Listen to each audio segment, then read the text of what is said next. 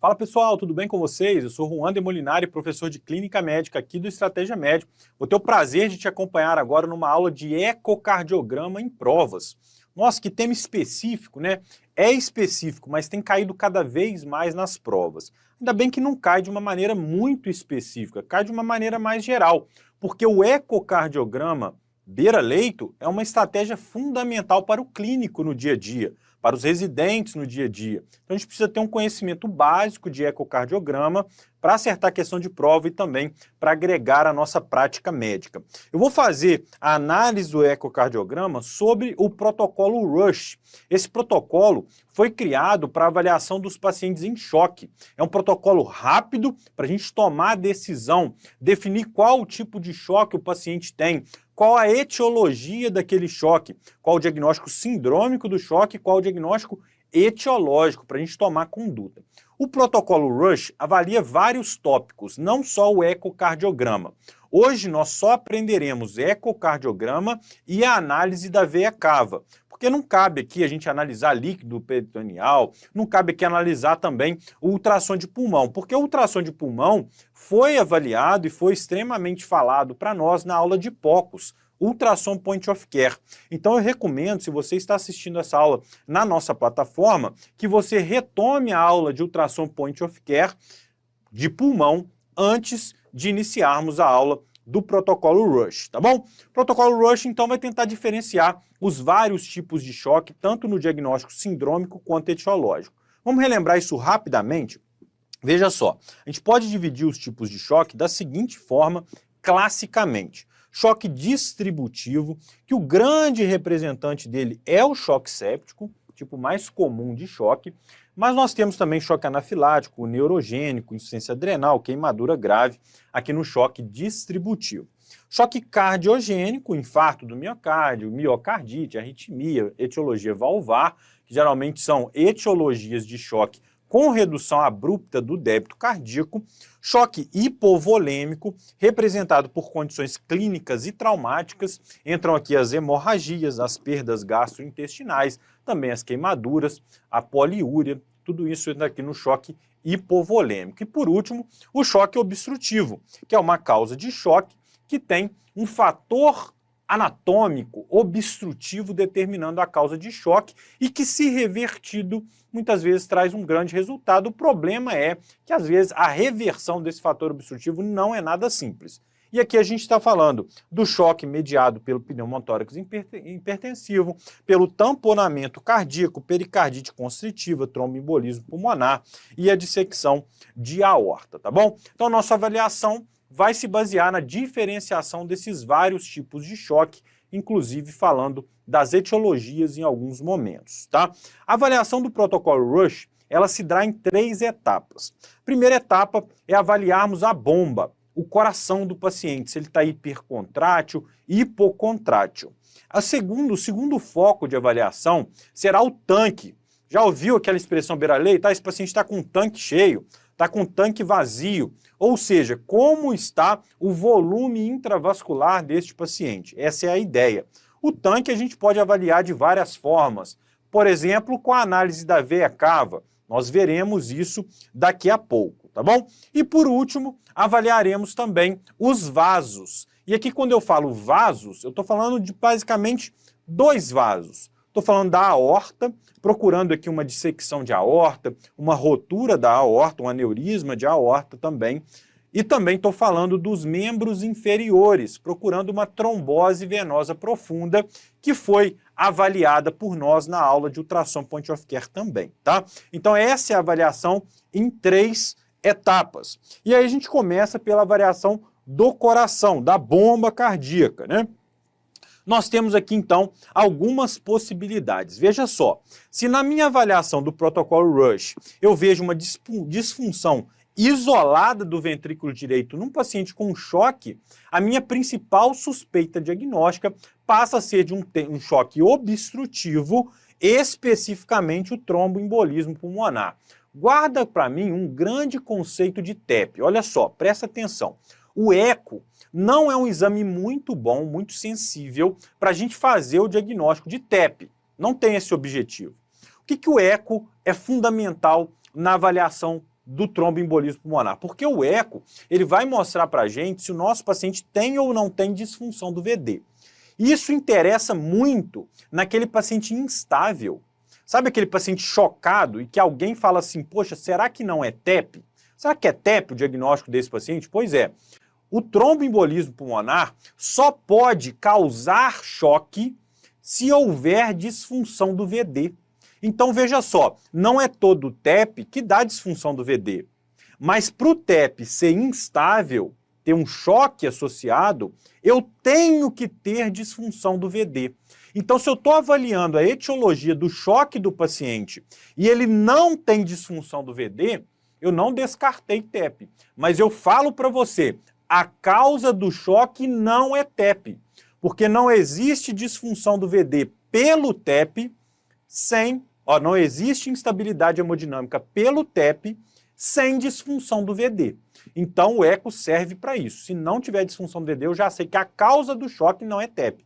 Se houver disfunção do VD, aumenta muito a chance da causa daquele choque ser tromboembolismo pulmonar, tá bom? Aí eu tenho que confirmar se tem TEP ou não.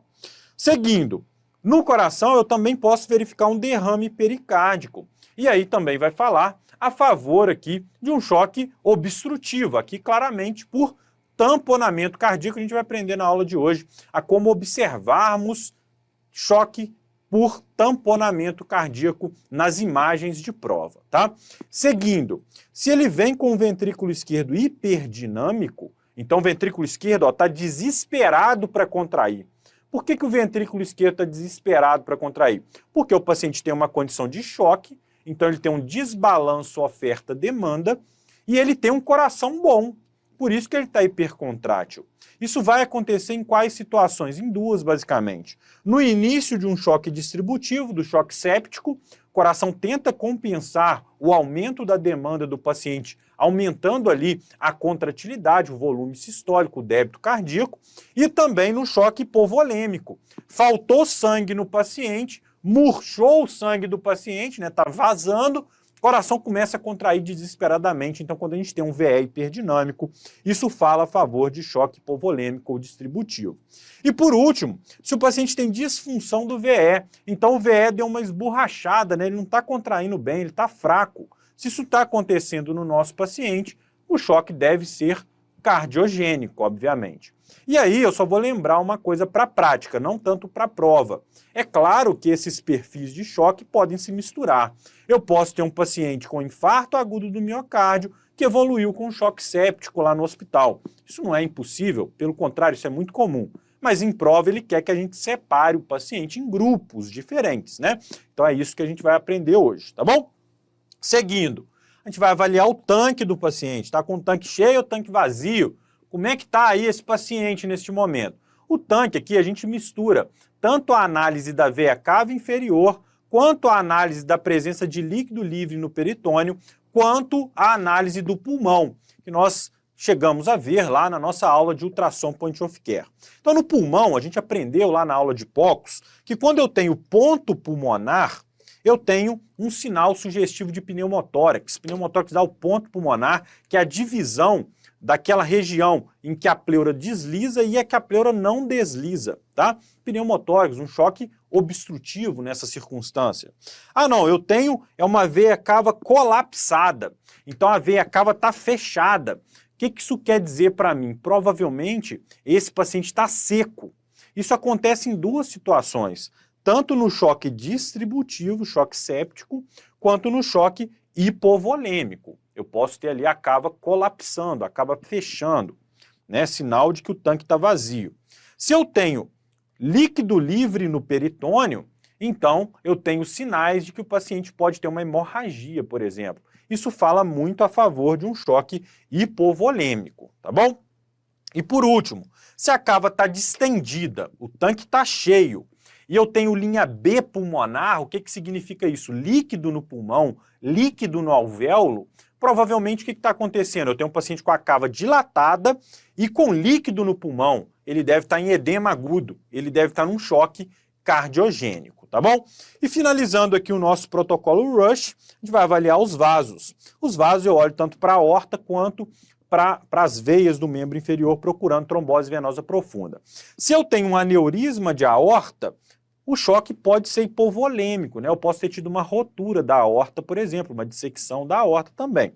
Então, se eu tenho dissecção de aorta, pode ser também um choque hipovolêmico ou até mesmo um choque obstrutivo, porque em alguns casos de dissecção eu posso ter tamponamento cardíaco associado. E por último, se eu tenho trombose venosa profunda, a minha causa de choque deve ser um choque obstrutivo, porque o tromboembolismo pulmonar está relacionado a TVP, a trombose venosa profunda, em até 70% dos casos, tá? Agora vamos focar na aula. Vamos focar no coração, finalmente. Vamos falar um pouquinho de ecocardiograma. O ecocardiograma é um exame realizado com ultrassom, um exame simples de ser executado a partir da obtenção de janelas cardíacas. O treinamento para fazer um eco beira-leito, um eco com tomada de decisão, um eco point of care, é um treinamento rápido. O difícil é o ecocardiograma do cardiologista, né? Que tem vários detalhes de gradiente, de medida de fluxo, que a gente não precisa aprender para a prova, a gente não precisa aprender para a nossa prática de point of care, tá? Então vamos falar aquilo que mais interessa dentro do point of care. Nós temos várias janelas cardíacas que podem ser obtidas. O eixo, a janela paraesternal esquerda fica aqui no rebordo costal esquerdo, em que a gente vai procurar a janela paraesternal. Ela pode ser no segundo, terceiro, quarto espaço intercostal, não tem uma localização muito clara, tá?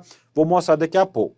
A janela apical, que fica bem no ápice do ventrículo esquerdo, ligada aqui aos pacientes ao ictus cordis, né? Você pode sentir a pulsação e colocar o transdutor em cima.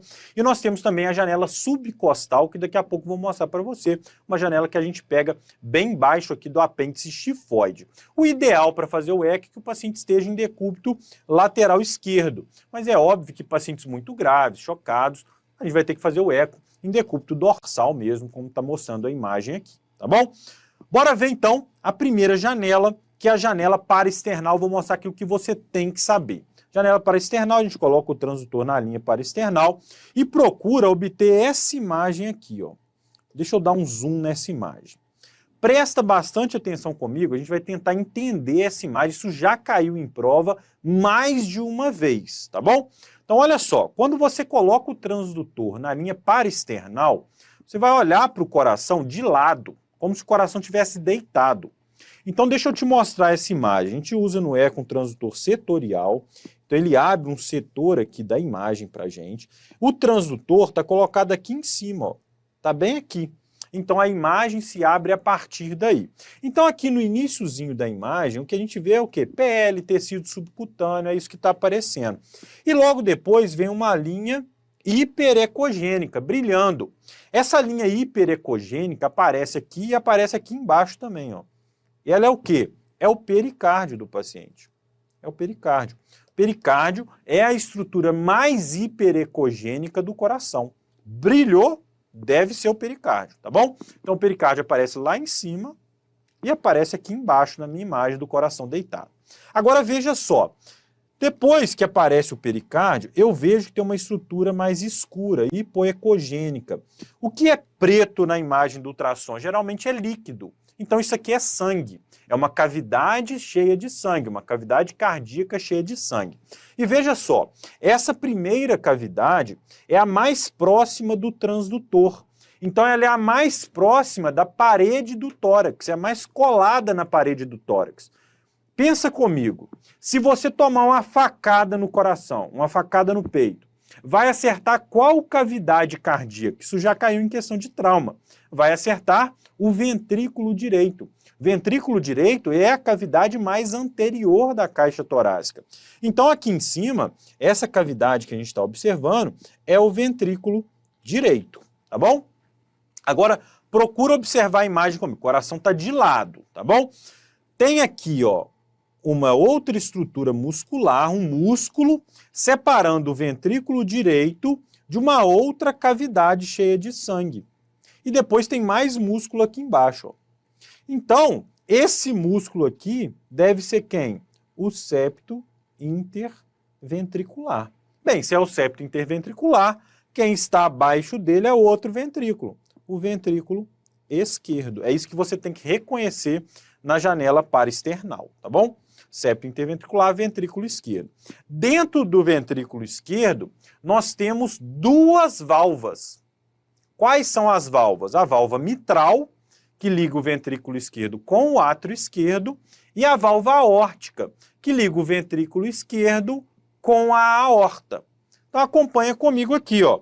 Eu tenho uma válvula aqui, está até meio abertinha agora, e uma válvula aqui, está até fechada agora. Essa primeira válvula vai se relacionar com a estrutura mais posterior do coração, a que está mais distante aqui do meu transdutor. Qual é a estrutura mais posterior do coração? O átrio esquerdo. Lembra que o átrio esquerdo ele se relaciona com o esôfago lá atrás, ele encosta no esôfago. Então, eu sei que esse aqui é o átrio esquerdo. Se essa cavidade é o átrio esquerdo, essa válvula aqui só pode ser a válvula mitral. Válvula mitral, tá bom? Se essa é a válvula mitral, só sobrou aqui a válvula aórtica nessa região. Se isso aqui é válvula aórtica, isso aqui é a aorta. Então, veja só, vamos reconhecer as estruturas no parasternal eixo longo, que é essa janela. Isso cai em prova. Veja só, primeira cavidade, VD. Embaixo do septo interventricular, VE. A válvula mais posterior aqui, válvula mitral. A cavidade mais posterior, átrio esquerdo. A válvula mais anterior, válvula aórtica. E aqui está a aorta. Ah, Juan, mas isso é importante para a prova? Veja só a questão que já caiu na prova, questão que caiu lá no Hospital das Forças Armadas. O paciente comparece, aí vai falando um monte de coisa, isso aqui não nos interessa. Por quê? Ele quer saber o seguinte, o número 1 na imagem corresponde a qual estrutura cardíaca? É a mesma imagem, tá vendo? É um parasternal eixo longo. Então, PL subcutâneo, pericárdio. Primeira cavidade, o 4 aqui é quem? VD. Septo interventricular, o 1 é quem? VE. Aqui está a parede posterior, o pericárdio aqui embaixo. Válvula mais posterior, válvula mitral, e aqui o 2 é o átrio esquerdo. Válvula aórtica está aqui está a aorta, tá? Válvula aórtica é a aorta. Reconhecemos todas as estruturas. Qual é o número 1? Ventrículo esquerdo. Questão difícil, não é verdade? Para quem não tem contato com eco, difícil. Mas agora, para você, vai ficar mais fácil. Tá bom? Seguindo, reconhecendo as janelas, porque do jeito que caiu o parasternal eixo longo, pode aparecer outra janela. Lá no parasternal ainda, se você girar o transdutor mais ou menos 90 graus, você chega no parasternal eixo curto, que é como se a gente estivesse olhando para o ventrículo de frente, ele contraindo, assim, igual uma bolinha. O parasternal eixo curto fica da seguinte forma, olha só, o transdutor está encostado aqui em cima, do mesmo jeito, então a cavidade que está em contato com o transdutor continua sendo o VD, é a mais anterior do coração. Aqui eu vejo um músculo, então isso aqui é o ventrículo esquerdo. O ventrículo esquerdo tem essa forma mesmo, de bolinha, ele parece uma bolinha, né, olhando de frente, porque ele tem alta pressão. Então ele tem essa forma, olhando de frente, como se ele fosse uma bolinha, tá?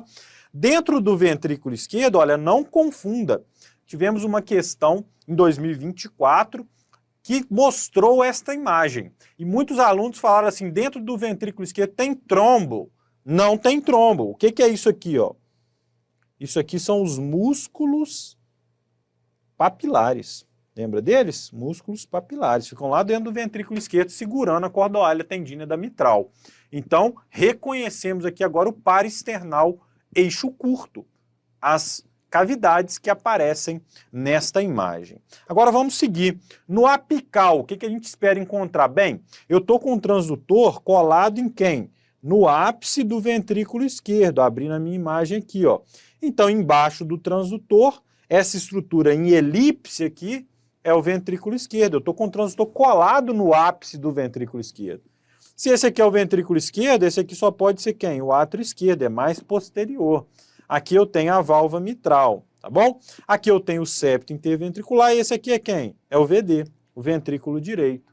Aqui eu tenho a tricúspide e aqui eu tenho o átrio direito. Essa imagem é a mais fácil da gente entender, o apical, porque parece o coração que a gente imagina mesmo, só que de cabeça para baixo, né? Então eu vejo aqui as 4 câmaras, esse é o apical 4 câmaras. Importante reconhecer essa imagem, ela cai muito em prova também. O transdutor está no ápice do VE, embaixo do VE vejo o átrio esquerdo e do lado está o VD, embaixo do VD o átrio direito. Agora olha só, o subcostal ou subxifoide, né, a janela subcostal ou subxifoide, eu posso ver as mesmas estruturas, mas a partir do fígado. Então veja só, eu colei o transdutor no subxifoide, eu vou ver um pouquinho de fígado aqui, ó. Olha o fígado aqui em cima, tá vendo ele aparecendo? Embaixo do fígado eu já tenho o pericárdio aqui separando o fígado do coração, tem a cápsula hepática e o pericárdio ali colados. Qual é a câmara mais anterior? Continua sendo o VD, o ventrículo direito, tá? O ventrículo direito está ligado em quem? Ato direito. Tem o septo interventricular, aqui embaixo o ventrículo esquerdo, embaixo do ventrículo esquerdo, ainda mais posterior, o átrio esquerdo. Nessa janela, a gente observa muito bem o pericárdio. O pericárdio é uma grande zona de interesse. Então é uma janela que aparece muito em prova, mostrando o derrame pericárdico, tá bom? Vamos começar a reconhecer daqui a pouco essas alterações. Agora veja só para ilustrar, como é um ecocardiograma de verdade, com contração, com movimento da imagem, né? Olha o parasternal eixo longo. Estou vendo aqui o VD contraindo aqui em cima, aqui embaixo o VE, o átrio esquerdo e a aorta, tá? A contratilidade do ventrículo esquerdo é normal ou não? Tem várias formas da gente analisar isso. Não interessa muito a gente analisar aqui a imagem dinâmica, porque isso não vai cair numa prova, vai cair uma foto, né? Então eu quero que você observe uma coisa. Olha a válvula mitral. A válvula mitral está dividida aqui no folheto posterior e no folheto anterior. Eles ficam abrindo e fechando, tá vendo? Quando a contração do coração é normal, o músculo do septo chega muito perto do folheto anterior. Olha só como eles se aproximam aqui, ó. O folheto anterior quase que encosta no septo. Então, pela distância entre o folheto anterior e o septo, na contração, a gente consegue entender se a função cardíaca está normal ou não, se a contração está normal ou não, se a fração de ejeção, o que é fração de ejeção? A fração entre a diástole e a sístole. Se a fração de ejeção está normal ou não. Então, olha só, um dos métodos estáticos que a gente tem para avaliar a função do ventrículo esquerdo é a proximidade do folheto anterior da mitral com o septo na sua excursão máxima. Vamos ver isso parado? Olho na tela. Olha só, uma das formas da gente medir isso é usando o modo M, que é jogar aqui o modo M. O que o modo M faz? Ele acompanha a imagem ao longo do tempo. Então eu vou ver se o folheto anterior da mitral está se aproximando ou não do septo ao longo do tempo. Essa imagem já caiu em prova. Então olha aqui do lado, ó. O que eu estou vendo aqui? Bem, aqui em cima estava o VD, né, ao longo do tempo. Aqui está o septo interventricular. É como se fosse essa imagem aqui, ó. Estou vendo essa imagem, só que ao longo do tempo. Aqui está a válvula mitral, aqui embaixo, folheto anterior.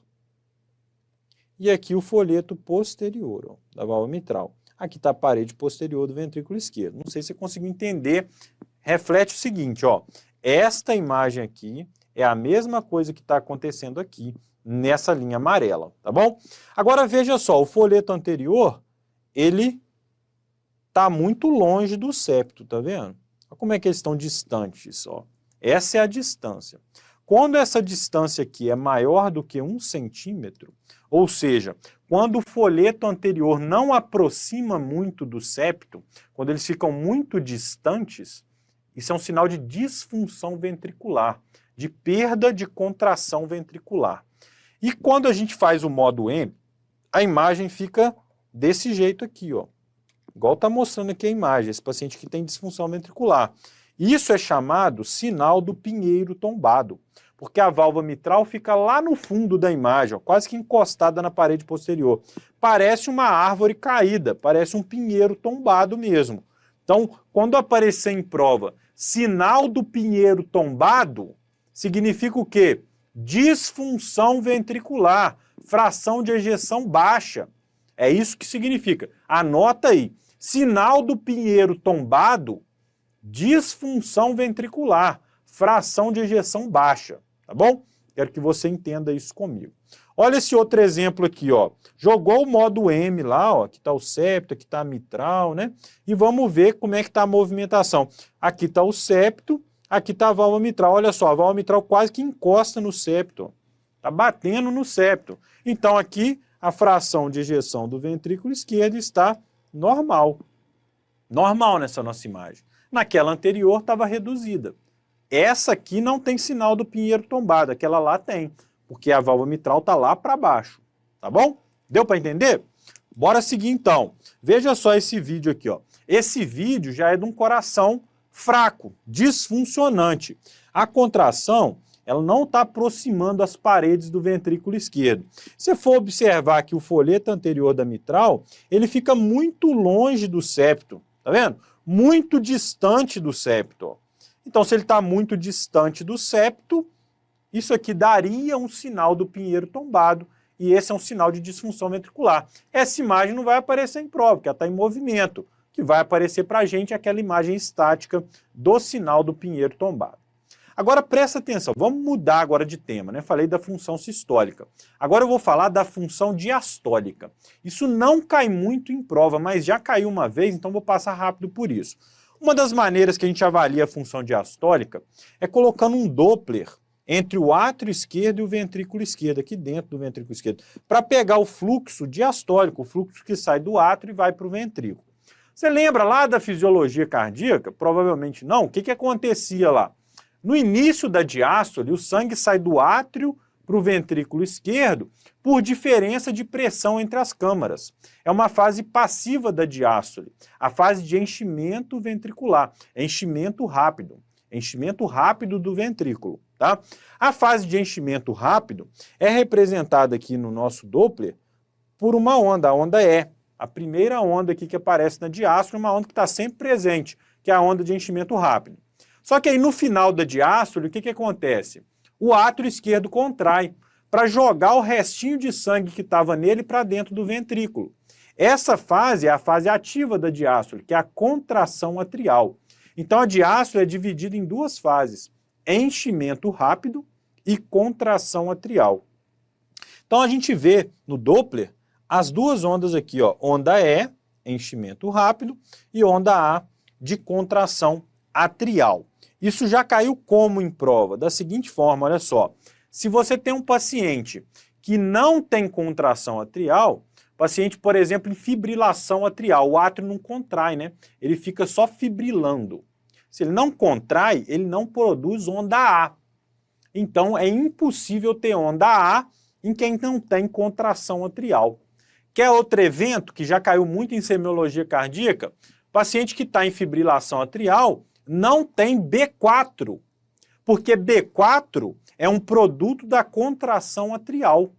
Então, se eu não tenho contração atrial na fibrilação atrial, eu não posso ter B4 na fibrilação atrial, assim como eu não posso ter onda A na fibrilação atrial. Olha só essa questão de prova. Olho na tela, vou te provar que isso cai, por mais absurdo que pareça, caiu na SURSE, olha só. Paciente do sexo masculino, 55 anos de idade, etilista, com dispneia progressiva aos esforços, procura ambulatório de clínica médica. Na ausculta cardíaca, observa-se ritmo irregular. Presença de terceira bula, então ele tem B3, e sopro sistólico em foco mitral. Então tem uma insuficiência mitral ali discreta. O eletro revela fibrilação atrial e complexos QRS de baixa voltagem nas periféricas. Qual dos achados abaixo espera encontrar o ecodoppler cardiograma? Então veja só, é um paciente que apresenta fibrilação atrial. Então o que a gente não pode ter? Onda A. Então eu já tiro aqui, ó, no Doppler da fase mitral a onda A maior que a E, ou a E maior que a A, né? Todos os dois estão fora aqui. Aí vamos para A. No modo M da válvula mitral, aspecto do pinheiro tombado. Pinheiro tombado é característico da disfunção sistólica. Olha que questão difícil, né? A questão fala pra gente que ele tem baixa voltagem nas periféricas. Isso faz a gente lembrar de uma causa específica de insuficiência cardíaca, que são aqueles pacientes que têm amiloidose cardíaca. Amiloidose da baixa voltagem nas periféricas. Muito difícil a questão, né? A amiloidose não costuma dar disfunção sistólica, é uma cardiopatia restritiva. Então, eu não espero também sinal do pinheiro tombado. O que eu espero na amiloidose? Um átrio esquerdo muito grande em relação ao ventrículo esquerdo. Aqui, questão quase impossível, né? Cobrar aquilo que não era para cobrar, questão muito difícil. Mas agora, sim, sabendo um pouquinho de eco, dava para a gente ter ideia, né? Dava para a gente tentar acertar essa questão, beleza? Bora seguir, vou falar para vocês agora sobre o tamanho do VD. Tem caído muito em prova de TEP, questão de TEP, mostrando o eco, para a gente olhar a imagem. Olha só, o VD pode ser avaliado no apical. O normal é que o VE seja maior que o VD. Olha essa primeira imagem aqui, ó. O VE tem uma forma de elipse. O que é isso? Parece uma bala de canhão, né? O VE parece uma elipse, uma bala de canhão, tá? O VD não, o VD já tem uma forma triangular, uma forma de triângulo, e ele é menor que o VE, 2/3 mais ou menos do VE. Se eu tiver um VD do tamanho do VE, né, olha só, o VD aqui está praticamente do mesmo tamanho do VE, eu já tenho uma dilatação do VD. Mas a prova não costuma nem colocar assim, ela costuma colocar um caso mais absurdo, tipo esse do lado aqui, ó, o VD é muito maior do que o VE. Aí você sabe que tem disfunção do VD, isso é compatível, por exemplo, com um choque obstrutivo por TEP, tá? Tem que saber reconhecer essa imagem, beleza? Bora seguir, ó. Outra imagem que pode aparecer, já apareceu, é uma análise estática da função do VD, que é o seguinte, quando a gente coloca o modo M bem no anel da tricúspide aqui do lado, ó, o que acontece? Quando eu tenho uma função normal do VD, esse anel mexe muito, o VD está contraindo, né? O anel fica mexendo. Se esse anel parar de mexer, ou seja, se a contração diminuir agudamente, eu vou ver isso no modo M, vendo aqui o nadir com o pico da movimentação do VD. Isso aqui é chamado de tápse, tá? O tápse é normal quando maior que 17 milímetros. É muito difícil cair isso diretamente em prova, não é uma questão habitual, mas só para você saber que isso pode aparecer, porque é uma medida estática de disfunção do VD. Agora, olha só, outra imagem que tem aparecido muito em prova é o tamanho do VD no paraesternal eixo curto. Lembra aquela imagem que a gente vê o VE de frente, igual uma bolinha? Pois é, isso também tem caído muito em prova. Olha aqui na tela. O que a gente está vendo aqui, ó? O ventrículo esquerdo, na forma de uma bolinha, e o ventrículo direito aqui em cima, né, parecendo uma salsicha, bem pequenininho. Agora, se eu tenho aumento do VD, olha o que vai acontecer. O VD fica gigante aqui em cima e o VE fica meio espremido, tá vendo? Parece que o VD, ó, tá contraindo em cima do VE, que ele tá apertando o ventrículo esquerdo. Então apareceu essa imagem na prova, parece que o VE tá espremido, ele não tá parecendo mais uma bolinha. Lembra do aumento de câmara direita, lembra que isso pode ser TEP. Isso dá um sinal que a gente chama sinal do D, VE em forma de D, né? Aqui, ó, o VE como é que fica parecendo um D. Antes ele parecia um O, aí ele vira um D, ó, porque aqui está apertando ele, tá? Isso é um sinal de aumento do VD, tem caído muito em questões de TEP, tá? Tem um outro sinal que é muito específico para TEP e que também já caiu em prova, não com imagem, tá? Que é o sinal de McConnell. O sinal de McConnell já caiu em prova da USP 2024, por exemplo. O que é o sinal de McConnell? É o paciente que tem TEP, ele costuma ter uma disfunção, olha só, o VD, ele vai das bases para o ápice do VD. O que é o sinal de McConnell? A base fica parada, ela para de mexer, enquanto o ápice fica louco, fica contraindo adoidado o ápice do VD. Esse é o sinal de McConnell, tá? Vamos ver ele aparecendo aqui, ó. Olha aqui o sinal de McConnell. Tá aqui o VD pra gente, a base tá mais paradinha e olha o ápice. Olha que loucura que tá isso aqui, ó. O ápice hipercontrátil em relação a uma disfunção da base do VD, tá? Sinal de McConnell é altamente sugestivo de TEP. É um sinal muito sugestivo, muito acurado para o diagnóstico de tromboembolismo pulmonar, tá? Vai aparecer a imagem na prova, mas ele escreve lá, sinal de McConnell, ele escreve hipercontratilidade do ápice com hipocontratilidade da base, por exemplo. Pode estar escrito na sua prova, tá? Vamos seguir. Diferenciar aqui derrame pleural de pericárdio na prova.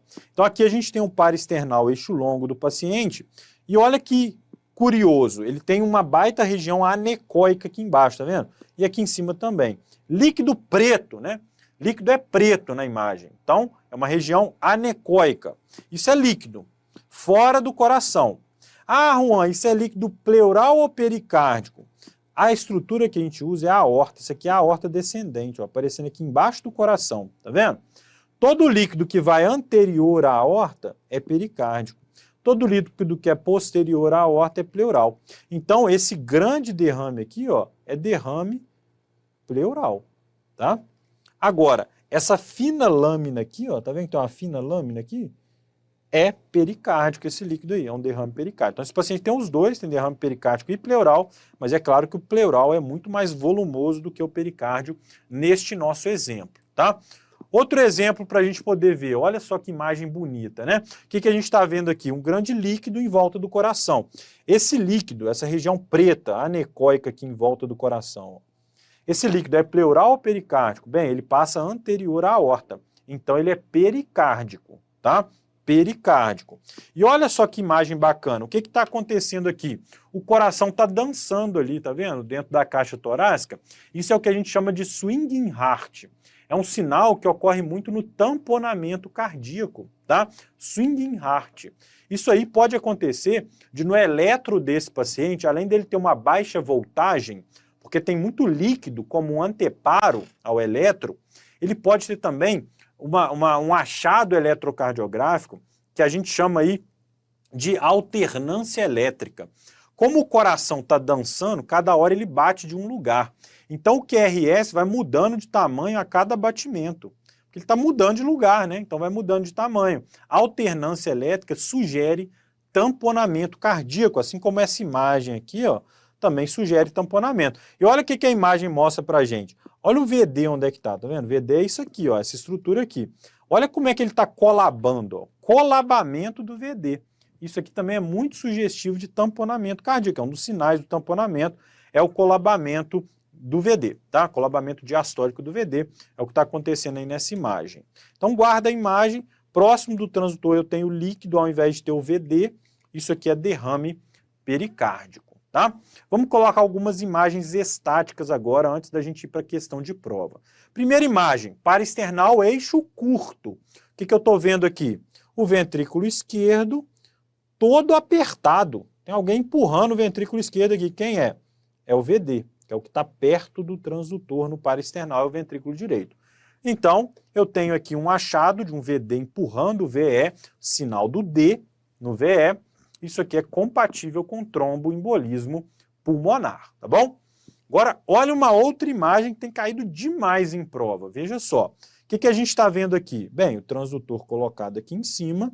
Isso aqui parece ser um subcostal, um subchifoide, porque eu estou vendo o fígado aqui em cima, né? Aqui eu tenho uma estrutura hiperrefringente, que deve ser hiperecogênica, que deve ser o pericárdio. E embaixo do pericárdio, antes de eu ver o coração, o que eu estou vendo aqui? Líquido. Estou vendo líquido nessa região. Bem, se eu tenho líquido no pericárdio, eu tenho o quê? Derrame pericárdico, tá? Tem que saber reconhecer essa imagem. Então, olha aqui o desenho esquemático mostrando ali o coração dentro de líquido, né? Mostrando aqui o derrame pericárdico. Nesse caso aqui tem até a compressão do VD. A gente nem vê líquido dentro do VD, tá vendo? Porque ele está comprimido ali, né? Isso é um sinal de tamponamento cardíaco. Outra análise que pode cair na sua prova é a análise da veia cava inferior. Veia cava inferior a gente obtém também na janela subcostal. A gente vai olhar o tamanho da veia cava inferior. Olha ela aqui, ó. Isso aqui é a veia cava inferior. Na hora que o paciente respira, inspira, ela diminui um pouquinho de dimensão. Só que se a cava estiver muito dilatada e variando pouco, isso é um sinal que o tanque está cheio. Tá? Se a veia cava está colabando, é um sinal que o tanque está vazio. Então a gente consegue estimar a pressão venosa central, a pressão de átrio direito, a partir do tamanho da veia cava. Veia cava muito dilatada, pressão de átrio direito alta, principalmente se ela não varia com a respiração. Veia cava pequena, com variação respiratória, pressão de átrio direito baixa. Tá? Guarda o conceito mais importante até do que guardar os valores. Os valores variam na literatura. Olha aqui, ó, olha essa imagem. O fígado está aqui, Cadê a veia cava? Está colabada. Provavelmente esse paciente está com o tanque vazio. Será um choque hipovolêmico? Um choque distributivo? Pode ser. Aqui a veia cava tem tamanho normal e aqui ela está gigante, está muito dilatada. Veia cava dilatada fala a favor de choque cardiogênico, né? O coração não está dando conta de contrair, e fala a favor também de alguns choques obstrutivos. TEP pode dilatar a veia cava, a gente pode ter também o pneumotórax hipertensivo, o derrame pericárdico, tamponamento cardíaco, dilatando a veia cava também, tá? Olha só a obtenção da veia cava. A gente pega o subxifoide, né, do paciente, a janela subcostal, e a gente vê aqui a imagem cardíaca a partir do fígado, né? Com isso, a gente consegue depois procurar a veia cava. A veia cava entra no ato direito. Então, se eu girar o transdutor assim, ó, igual está sendo feito aqui na imagem, eu vou obter, então, a veia cava. Eu foco no ato direito, giro o transdutor dessa forma e olha só o que aparece na imagem. Lá no ato direito aparece a veia cava, eu vejo se ela está colabando ou não a partir dessa imagem. Então, bora resumir um pouquinho o protocolo Rush? Vem comigo. Olha só, choque hipovolêmico. O que é choque hipovolêmico? Paciente com diarreia, vômito, com hemorragia, né? Choque hipovolêmico. Olha só, choque hipovolêmico, como é que vai estar o coração? Vai estar tentando compensar a hipovolemia. Então ele vai estar hiperdinâmico. Vai estar fazendo kissing wall, as paredes batendo, beijando, né? Kissing walls, tá? Coração hiperdinâmico. Como é que está o tanque do paciente que está com choque hipovolêmico? Vazio. Então a cava colabada, por exemplo, pode ter líquido livre no abdômen ou na pleura, mostrando ali que esse paciente pode ter uma hemorragia, um sangramento, né? E como é que vai estar os vasos? Ele pode, se for um hipovolêmico porque sangrou a aorta, ele pode ter aneurisma, dissecção de aorta, tá? Choque distributivo, como é que está o coração no choque séptico? No início, ele está hiperdinâmico. No final da sepse, o coração pode até perder força contrátil, pode ficar hipodinâmico. Como é que está a cava na sepse? Pode estar normal ou colabada, né? Ele pode estar precisando de líquido, é o mais comum. E os vasos vão estar normais. Choque obstrutivo, que eu posso encontrar? Bem, se for um tamponamento, eu posso ver um derrame pericárdico. Se é um TEP, eu posso ver disfunção do ventrículo direito, sinal de Makone, o sinal do D. Como é que está a cava no choque obstrutivo? Geralmente distendida, não colaba, por exemplo, no tamponamento, ela não colaba, no TEP, no pneumotórax. E o pulmão? Bem, se é pneumotórax, eu vou perder o deslizamento pleural, confere isso na nossa aula de POCUS, tá? E o membro inferior, se for TEP, eu posso ver TVP no protocolo Rush, se for tromboembolismo pulmonar. Choque cardiogênico, como é que está o coração? Hipodinâmico, cai o débito cardíaco. Como é que está a cava? Está distendida, ela não colaba. Pulmão, pode estar cheio de líquido, né? Eu posso estar em edema agudo de pulmão, então eu vou ter linha B, perfil B difuso, olha lá na aula de POCUS. E eu posso ter derrame pleural também como consequência da insuficiência cardíaca descompensada, tá? E os vasos estão normais, não tem TVP, né? Não faria sentido, a aorta também não vai ter nada alterado no choque cardiogênico. Bora ver uma questão então que caiu na USP, olho na tela, olha só. 3 pacientes foram admitidos no PS com quadro de choque hemodinâmico, sendo submetidos ao protocolo Rush, para avaliar a etiologia do choque. A tabela a seguir apresenta os achados na avaliação cardíaca do tórax e da veia cava desses 3 pacientes identificados pelos números 1, 2 e 3. Tá bom. Bora lá. Assinale qual é a alternativa que corresponde ao achado do protocolo Rush com o diagnóstico etiológico mais provável do choque. Então vamos ver. Exame 1. VE hipocontrátil. VE hipocontrátil deve ser choque cardiogênico. Perfil B no pulmão, tem líquido no pulmão, faz sentido. E a veia cava distendida também, o tanque está cheio. Então o 1 aqui é cardiogênico, tá? Vamos lá, 2. Exame 2. Ápice do VE hipercontrátil. Esquisito, ápice do VE hipercontrátil, esquisito. E parede lateral hipocontrátil. Isso aqui parece sinal de Makone, mas do Makone é VD. Então isso aqui não faz sentido.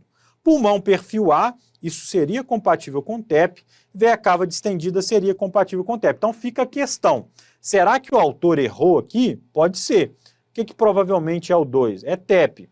mas ele errou o ventrículo, né? Vamos seguir. 3, VE hipercontrátil, pode ser hipovolêmico, choque hipovolêmico ou distributivo. Perfil C no pulmão, vamos ver na aula de hipóxia que isso aqui significa consolidação. Pneumonia. Então, pneumonia com VE hipercontrátil colabado é um choque distributivo, choque séptico. Exame 4, VE hipocontrátil seria cardiogênico, perfil B cardiogênico, distendida cardiogênico. Então, 4 cardiogênico. Então, guarda. 1 e 4 cardiogênico, 2 TEP, interrogação, e o 3, choque distributivo. Vamos lá. Exame 1, sepse pulmonar, errado. Esse é o exame 3. Exame 2, paciente com TEP. Parece verdadeiro, mas era VD e não VE, né?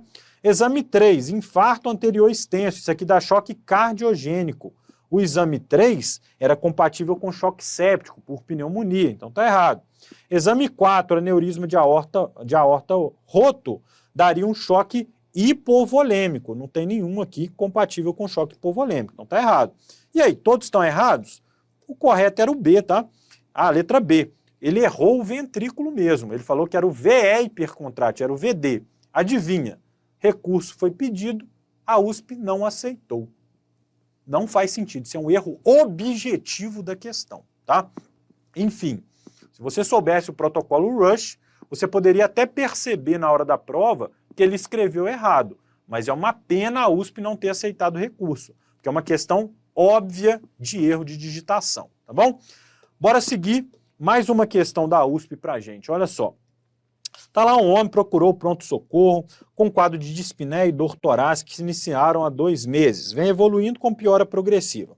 Exame clínico, o paciente apresentava diminuição do murmúrio vesicular e turgência jugular patológica. O exame radiológico é apresentado. O que a gente vê aqui nesse exame radiológico? Bem, eu estou vendo aqui um derrame pleural bilateral e eu vejo também uma área cardíaca muito aumentada. Só isso, tá? Foi feita a punção pleural, que demonstrou um líquido exudativo com predomínio de outras células, provavelmente células neoplásicas. Então, é um paciente provável com derrame pleural neoplásico. Durante atendimento, o paciente apresentou dispneia e hipotensão. Então, ele já tinha turgência jugular e agora está apresentando hipotensão. Foi feito um ultrassom beira-leito. Olha só o ultrassom dele. O que a gente está vendo aqui? Ó? Pericárdio e no meio do pericárdio, a gente vê muito líquido, região anecoica. Então, por que esse paciente chocou? Porque provavelmente ele entrou em tamponamento cardíaco. Do mesmo jeito que ele tinha derrame pleural neoplásico, ele deve ter também o quê? Um derrame pericárdico neoplásico. Ou então, na hora da toracocentese, foi cometido um acidente de punção, que não é muito comum, e aí ele desenvolveu também um derrame pericárdico ali. Então, o que a gente tem nesse provável paciente com choque é um tamponamento cardíaco, tratamento pericardiocentese, tá bom? Olha só como é que isso tem caído muito em prova, hein? Mais uma questão para a gente, olho na tela. Paciente lá hipotenso, mal perfundido, com estase jugular, bulhas hipofonéticas. Bem, hipotensão, turgência jugular patológica e bulhas hipofonéticas é igual a tríade de Beck. Tríade de Beck é igual a tamponamento cardíaco na prova. E ele pergunta, o que a gente espera encontrar no tamponamento cardíaco? Sinal de Macônio é TEP, não é tamponamento. B, derrame pericárdico, colabamento diastólico do ventrículo direito, colabamento do ato direito e veia cava dilatada, variando pouco na inspiração. A letra B seria a correta desta questão, uma questão que cobre um conceito teórico do ultrassom beira-leito. Veja só mais uma questão para a gente, olho na tela, está lá um paciente com lúpus que está tendo precordialgia intensa há 5 horas, espontaneamente em repouso, que piora na inspiração forçada. Então, uma dor pleurítica que ele tem. Mas ele tem também bulhas hipofonéticas e jugulares túrgidas. Então, olha só, um paciente com lúpus que tende a ter serosite, que está tendo bulhas hipofonéticas, jugulares túrgidas e tem dor precordial ventilatório dependente. Minha suspeita é de pericardite lúpica. Vamos ver o eletro. Um eletro com supradesnivelamento difuso do segmento ST. Olha o supra aqui aparecendo em várias derivações. Esse achado é compatível com pericardite aguda. o paciente não está chocado nesse quadro aqui, ó. Pressão 140/80. Então não é tamponamento cardíaco. O que o nosso paciente tem no ultrassom point of care? Ele tem um derrame pericárdico. Veja só, o fígado aqui em cima, pericárdio aqui e líquido, região anecóica em volta do coração.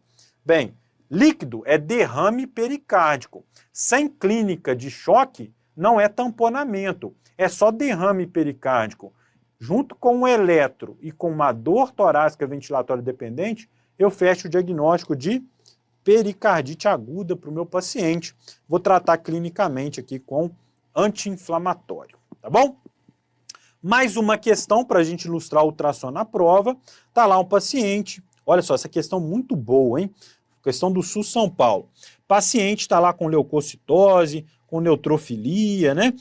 Tem sinais de infecção, PCR alto, e está tendo aí no exame de urina leucocitúria, nitrito positivo. Então tem um quadro de infecção urinária. Tem leve dessaturação, fez uma angiotomografia do tórax, deu positivo para TEP, então é um paciente com TEP, tá? E ele evolui, ó, com hipotensão grave, febril e tempo de enchimento capilar aumentado. Então o paciente evoluiu para choque.